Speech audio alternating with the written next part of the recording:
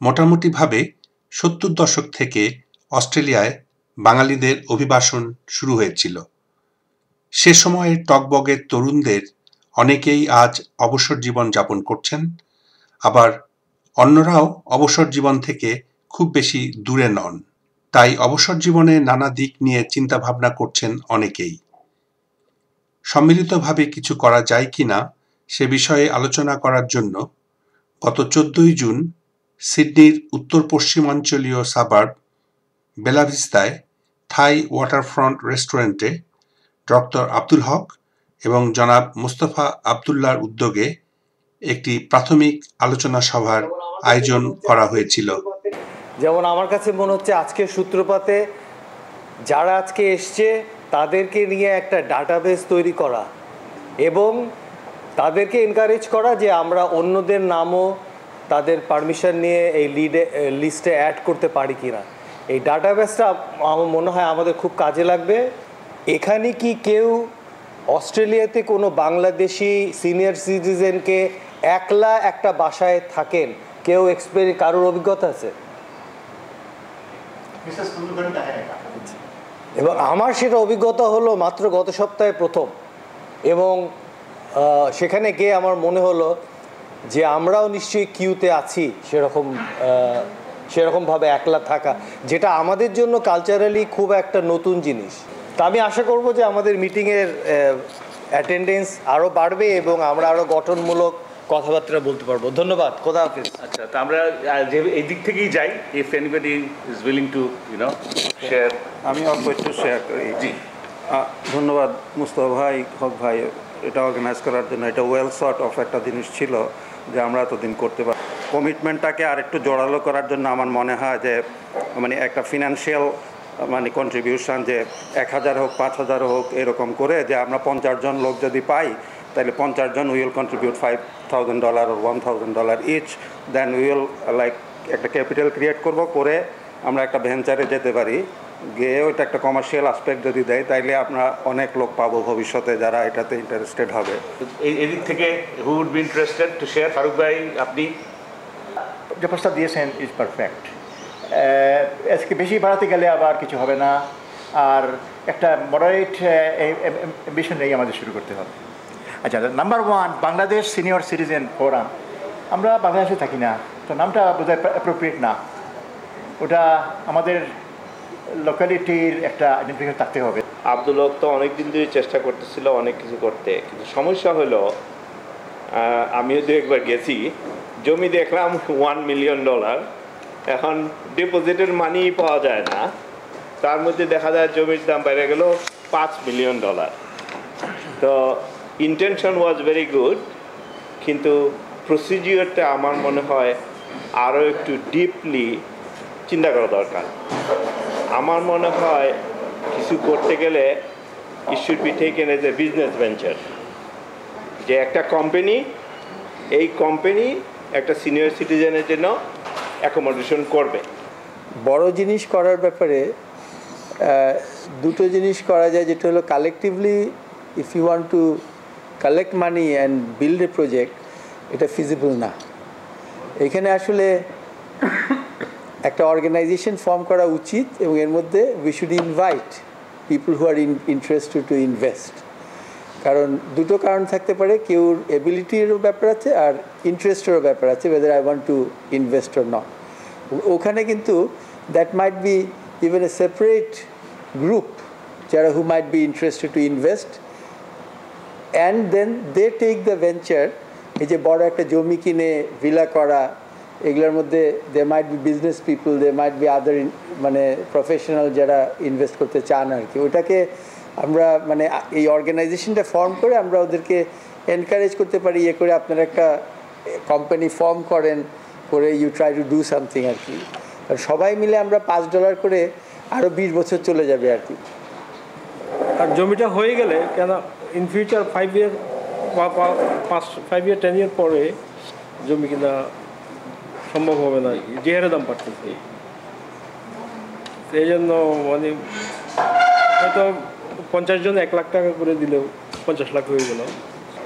কিন্তু কতগুলো জিনিস যেগুলো আমরা জানি না, ধরেন all of us inshallah will be moving towards retirement very soon যে ট্যাক্স ইমপ্লিকেশন কি ধরনের স্ট্রাকচার আছে, অ্যাকাউন্টেন্টের কথা বলা, গভর্নমেন্টের থেকে কী ধরনের সাপোর্ট পাওয়া যায়, পেনশনের অপশান কি, এগুলো কিন্তু বেসিক জিনিস আমরা কিন্তু জানি না ক্লিয়ারলি। তো আমার অনুরোধ হচ্ছে যখন আমরা একটা গেট টুগেদার করি মান্থলি আর হোয়াটসএভার, একটা প্রফেশনাল বডিকে মাঝে মাঝে নিয়ে আসা, that can be an accountant who understand this things, অথবা সেন্ট্রাল লিগের মধ্যে আমাদের বাঙালির অনেকেই আছে যারা জানে এগুলা যে ট্যাক্স কীভাবে করতে হয় এবং কী ধরনের ইনভেস্টমেন্ট করলে এবং সুপারে কী ধরনের ইনভেস্টমেন্ট করলে এবং কী ধরনের স্ট্র্যাটেজি নিলে প্রসিডিং টুয়ার্ডস রিটায়ারমেন্ট আমাদের জন্য বেনিফিশিয়ারি হবে। এবং কিছু ভাই জানি ওনারা চেষ্টা করছেন গভর্নমেন্টের সঙ্গে লবিং করা যে আমরা যখন রিটায়ারমেন্ট করবো আমাদের রিটায়ারমেন্টটা বাংলাদেশে পাওয়া যায় কি না, ওটাকে এক্সেলারেট করলে কী ধরনের ফ্যাসিলিটি হয় এগুলো আমাদের একটু জানা দরকার আছে এবং উই নিড সাম সাপোর্ট এবং we want to here from professional people. So initially whether it is an organization or whether it will be an association or what will be the structure, we need to set up the structure first. So I should thank whoever taking the initiative for this forum. So for making any organization or association or institution, we need to have some campaign period, say like 2 or 3 months or 6 months to set the objectives, at the same time to set a constitution or to set a structure. Actually, what should be the exact structure for it? আমার ধারণা ছিল যে আমরা বোধহয় একটা সময় যখন আমাদের কোনো কাজ থাকবে না বা আমরা অবসর সময় থাকবে একটা সুন্দর কোয়ালিটি টাইম কাটাবো এবং এটাই করবো। কিন্তু এখন আমার মনে হচ্ছে আমরা কি কোনো ব্যবসায়িক দিকে যাচ্ছি নাকি আমি ঠিক বুঝতে পারছি না, এটা আমার ঠিক ধারণা নাই। কিন্তু মনে হচ্ছে এতে অনেক ধরনের কি বলে টেনশন ক্রিয়েট হতে পারে আর কি। তো এরকম একটা সিচুয়েশনে যাওয়া ঠিক হবে কি না সেটা চিন্তা করতে হবে আর কি, যে আমরা কী করতে চাই আসলে। যেমন একটা ভালো কোয়ালিটির সময় কাটাতে চাই, যে সবাই যেটা আমার মনে হয়েছিল আর কি, যে একটা গল্প গুজব করে একটা সুন্দর সময় কাটাবো একসাথে, সেটা যদি মূল উদ্দেশ্য হয় তাহলে আমাদের এমন কিছু করা উচিত না যেটা থেকে আমাদের আরও বেশি টেনশন ক্রিয়েট হয় কিংবা আমাদের মধ্যে আরও দূরত্ব তৈরি হয় বিভিন্ন ইস্যু নিয়ে। কাজে এরকম এবং সেটা মূলত যেটা হয় অর্থই অনর্থের কারণ আর কি আমার মনে হয়। তো সেখানে যদি অর্থ নিয়ে যদি কোনো কিছু ইনভেস্ট করে যদি কোনো কিছু করার চিন্তাভাবনা থাকে এবং সব থেকে একটা রিটার্নও আসবে এবং সেখানে আবার শেয়ারিংটা নিয়ে আবার দেখা যাবে যে ওই বৃদ্ধ বয়সে যাওয়ার আরেক ধরনের একটা বৈকল্যের সৃষ্টি হবে আর কি। তো আমি এখনও ঠিক জানি না উদ্দেশ্যটা কি, যেহেতু আমি দেরি করে এসেছি। তো এই ব্যাপারে যেন আমরা একটু সতর্ক থাকি, এটাই আমার বলার উদ্দেশ্য। I would like to pass it to the ladies. What ever is happening, যেটাই হবে আমরা চাই যে লিডার হবে তাকে একটু আমরা ফলো করব এবং দরকার হলে আমরা মানে দিব, টিপস দিব, এটা দিব, যার ওপিনিয়ন দিব। বাট মেইনলি আমরা যেই লিডার হবে, যে এটা দেখবে তাকে একটু ফলো করার চেষ্টা করব। আর একটু খেলার ব্যবস্থা, যেমন আমরা প্রথমে একটা প্রপার্টি কিনবো, কিন্তু নট নেসেসারিলি যে এখনই একেবারে স্টেশনের কাছেই হতে হবে এমন কথা ভাই বলছেন, সেটা সুবিধার জন্য। কিন্তু সস্তা পাতে হলে, তাড়াতাড়ি করতে হলে আমরা হয়তো একটু পুরানা কিছু কিনলাম, তারপরে ট্রান্সফার করা যায়। আমি জাস্ট ছোট্ট দুটা কথা বলবো, বেশি কিছু বলবো না। একটা কিছু শুরু করতে গেলে মানুষকে অনেক কিছু সম্মুখীন হতে হয়, কিন্তু আমরা চাইবো যে এখানে কোনো দলাদলি হবে না, কোনো রাজনীতি থাকবে না, এটাই আমাদের কাম্য। Thank you. I support. আচ্ছা, তো if আমরা যদি মোটামুটি আমাদের যা বক্তব্য বলে থাকি, I would like to pass it over to হক ভাই before we close. আমি এই যে বাংলাদেশ সিনিয়র সিটিজেন ফোরামের ব্যাপারে নামটা কোনো একটা ব্যাপার না, কারণ একটা আইডেন্টিটি আমাদের দরকার আছে। কারণ আমরা যেহেতু যারা সবাই কাজ করবো এর মধ্যে এবং যাদের জন্য এটা করা হবে, যেহেতু আমরা সবাই বাংলাদেশি, আমরা সবাই অস্ট্রেলিয়া থাকি, অস্ট্রেলিয়াতে যেহেতু হবে এটা, so we should have our identity defined by actually the name, যে বাংলাদেশ নামটা থাকাটা দরকার। কারণ আমি গন থ্রু দ্য ওয়েবসাইট এবং দেখলাম যে যারা এগুলো করছে প্রত্যেকেই যার মানে কমিউনিটির নাম দিয়ে এগুলো মানে যেমন গ্রিকদের আছে, লেবানিজদের আছে, ইটালিয়ানদের আছে, তামিলদের আছে। তারা যেমন তামিলদের ব্যাপারে অবশ্য তারা শ্রীলঙ্কান গ্রুপ আলাদা বা তামিল গ্রুপটা একটা আলাদা আর কি, এরভাবে আছে আর কি। আর এটার মেইন উদ্দেশ্য হলো যে so that we have a alright Bangladeshi করা যেতে পারে। সে নামটা তো মানে মেইন না, মানে এর মধ্যে নামটা সবাই সেট করবো আমরা মিলে আর কি। এটা কারো মানে যে সুন্দর একটা নাম আমরা যদি আরও সুন্দর একটা নাম দিতে পারি, বাংলা একটা নাম দিতে পারি, তাহলে আরও সুন্দর আর কি, যদি আমরা বের করতে পারি, এটা আমাদের লোকের কাছে অ্যাট্রাকটিভ হবে আর কি। আচ্ছা, এখন এটার ব্যাপারে আমরা যেই সব কাজকর্মই করবো সেগুলোর জন্য আমাদের সিনিয়র সিটিজেন যারা তাদের কাজে আসে আর কি, তাদের ভালো থাকার ব্যাপারে যেন কাজে আসে, প্লাস তাদের মানে একটা কোয়ালিটি অফ লাইফ তারা যেন মেনটেন করতে পারে। এটার জন্য যেখানে যে আইডিয়াসগুলো যেগুলো মানে জেনারেট করা হয়েছে, এটা not in any specific order আর কি, কোনো প্রায়োরিটির ব্যাপারে না আর কি, যেগুলো মাথায় আসছে সেই জিনিসগুলো এখানে সেট করা হয়েছে আর কি। তো এখানে প্রত্যেকের জিনিসগুলো এখানে ইনক্লুড করা হবে, তবে আমাদের একটা কম্প্রিহেন্সিভ একটা প্ল্যান নিতে হবে। সেই প্ল্যানটার মধ্যে ধরেন যা উই শুড একটা জিনিস যদি আমরা রেগুলার মিট না করি, এই জন্য একটা জিনিস যে রেগুলার একটা মিটিংয়ের দরকার আছে। যেমন ধরেন যে বড় বড় অর্গানাইজেশন যেগুলো দুনিয়াতে কাজ করছে, যেমন আপনি লায়ন্স বলেন, রোটারি বলেন, যারা বিভিন্ন কাজকর্মে জড়িত ডাইভার্সিফাইড লোকজনের মধ্যে কাজ করে, বাট কেন তাদের তারা রেগুলার বেসিসে মিট করে। এবং সেই জন্যই আমাদের একটা যেমন আমরা এখানে একটা জিনিস চিন্তা করা হয়েছে যে প্রতি মাসে যদি আমরা একবার মিট করতে পারি, হয়তো আজকে একটা লোক এই জন্য মিট করতে পারেন, তার একটা বিভিন্ন একটা কাজ আছে, but the thing is overall you'll see that every time will find a good participation. ওখানে একটা ডিসকাশন করে we can come up with fusing. আর আরেকটা জিনিস যেটা বললো যে চার্চিল যেমন যে বললো যে বিভিন্ন issues in the monthly gathering, সকালবেলা দুপুর রাত বিকাল এগুলো মিটিং করলে পরে দেখা যায় যে ইটস নট ফ্রুটফুল। কারণ হয় কি, প্রত্যেকটা লোক আমাদের বাংলাদেশি কালচারে দাওয়াতের প্রতি একটা স্পেশাল একটা মানে অ্যাফিনিটি আছে আর কি, যার জন্য কোনো কাজ করা যায় না। সকালের প্রোগ্রামটা দেখা যায় যে লোকজন করলে পরে বেশ ওয়েল পার্টিসিপেটেড হয় আর কি। তো সকালের প্রোগ্রামে আমরা we can come up with different government agencies, different NGOs, different এক্সপার্টসদেরকে আমরা নিয়ে আসতে পারি অন ডিফারেন্ট ইস্যুস। যেসব ইস্যুগুলো আমাদের আছে সেগুলো আমরা মান্থলি মিটিং আমরা ডিসকাস করতে পারি আর কি। তো সেগুলোর মাধ্যমে আমরা অনেক কিছু সলভ করতে পারবো আর কি। And through that will build up a good friendship among ourselves আর কি। আর এর মধ্যে আমরা কোনো সময় এক্সপেক্ট করব না যে আমরা এখানে কোনো রাজনীতি, এখানকার রাজনীতি কিংবা বাংলাদেশের রাজনীতি এখানে আনার জন্য আর কি। আমাদের মেন অবজেক্টিভ হবে যে আমরা আমাদের ভালোর জন্য আমরা কাজ করব, যাতে আমাদের লোকজন ভালো মতো থাকে। একটা বয়সে যখন অনেকেরই কারো দেখার থাকবে না, বন্ধুবান্ধবরা তাদেরকে দেখবে, এরকমভাবে যেন আমরা থাকতে পারি সেটার দিকে আমরা মনোযোগ দেব। এবং আর একটা সবচেয়ে বড় যেটা, সেটা হলো যে টু বিল্ড এ ভিলেজ, যেটা আমরা বহু আগে চেষ্টা করছি, বহুবারই আমরা এটা অ্যাটেম্প নিয়েছি, বহুভাবেই জিনিসগুলো ওয়ার্ক করে নাই। সেটার একটা প্রথম কারণ হলো যে we try to do it on a cooperative basis. That will not work. From our experience you have seen that on a cooperative basis it will not work. যে $10 50 লোকের চাঁদা তুলে করা, এটা হবে না। So from my experience what I found, যে কারণ এটার অনেক কিছু আমরা দেখছি আর কি। ওরকমভাবে আমরা একটা ভিলেজের জন্য আমরা একবার জায়গা পর্যন্ত কিনে ফেলেছিলাম, জায়গা একটা অলমোস্ট সেট করে ফেলছিলাম, লোকজন পয়সা জমা দিছে, but later on we have to draw from that one. $7,000 করে $1 করে প্রত্যেকে জমা দিচ্ছে, অনেকগুলো লোক জমা দিচ্ছিল তখন। এবং তারপরে আমরা যে বক্স সিলেটের জায়গা দেখছিলাম, সেগুলো মানে পরে আমাদেরকে টাকা ফেরত দিতে হয়েছে। এবং বাংলাদেশ ভিলেজ প্রজেক্ট হিসেবে আমরা করছিলাম, ওয়ার্ক করেনি। তার না রিজন কারণ হলো কি, তখন ওই যে নাম্বারটা আসলো সেই নাম্বারটা নট এনাফ।